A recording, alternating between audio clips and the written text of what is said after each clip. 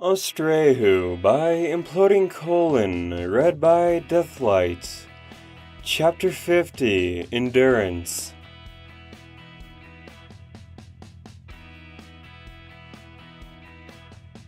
The cult-carrying creature was a never-ending speck along the northern horizon. Rainbow Dash knew this, for she had been staring at it for hours.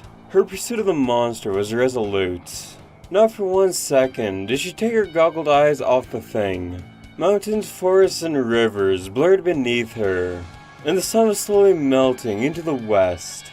Fairly soon, the cold blanket of night would envelop the world, and Rainbow would have little to no chance of tracking the creature anymore. She had to do something about that. She had to catch up with the thing. Her dizziness had eventually cleared, but the impact on her flight was undeniable. Rainbow had allowed herself to fall horribly behind. The energy had been sapped from her wings. Her body throbbed with a deep pain. Every nerve in her being was complaining over her refusal to stop and relax, like with the previous episodes. But if she stopped for 1 second, if she allowed this monster to disappear into the hills of the north, the nerd turnip's little brother would never see his family again. He may never see anything again. Rainbow Dash wondered if this would happen to the poor souls that the villagers of Winthrow were incapable of observing. Every death and tragedy was simply a creature sweeping one of the helpless earth ponies away to a grim fate. But just where did that fate lie? Was this thing taking the cult to its nest? To some infernal pits? To the end of the world? The creature simply didn't stop. Rainbow refused to believe it had some sort of inherent intelligence, that it was simply distracting her for the sake of distracting her. For that matter, hardly anything mattered.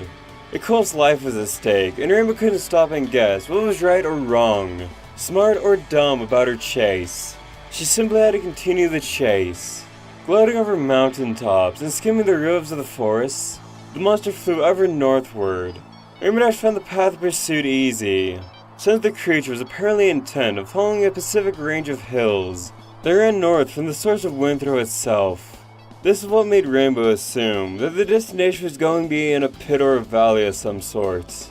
Gradually the hills sloped down and down, so that the landscape became increasingly flatter. What's more, the trees began to vanish as the topography favored wide plains of grass and moss. Rainbow Dash could only grit her teeth. If somehow she was going to be introduced to wherever these creatures came from, there would be a good chance she'd come out that day as the first equestrian in a millennia to eat meat.